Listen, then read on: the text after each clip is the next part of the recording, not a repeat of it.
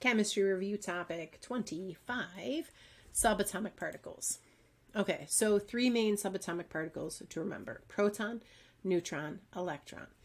We have some visuals here to help you. Protons have a charge of +1, a relative mass of 1 atomic mass unit, and they are located inside the nucleus.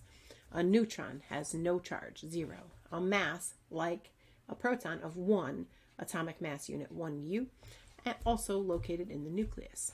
Electrons, on the other hand, charge of -1, mass of 0. That's the relative mass because technically it's about 2,000 times smaller than the mass of a proton and a neutron, and that would just be tough to work with. But their location is different. They're located in orbitals outside the nucleus. Now, something to remember is there are a lot of questions sometimes about deflecting through an electric field. If I put a beam of particles that has a mix of protons, neutrons, and electrons through an electric field or a magnetic field, when we're talking about charged areas, the electrons will be quickly attracted to the positive side because they are very small particles. The protons will also be attracted, but they will be attracted to the negative side, and not as quickly as the electrons because they're bigger.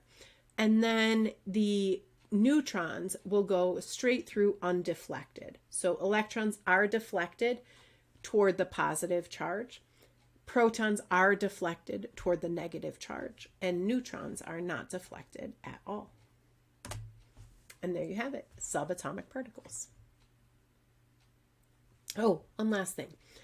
Neutrons are essential in the nucleus for keeping an element stable. If it didn't have neutrons, the nucleus would kind of just cease to exist, would explode down all the way to hydrogen. So neutrons are essential for stabilizing the nucleus, and it has to be the right number of neutrons. So not too many, not too few. Too many, not stable. Too few, not stable. There's a sweet spot for the number of neutrons.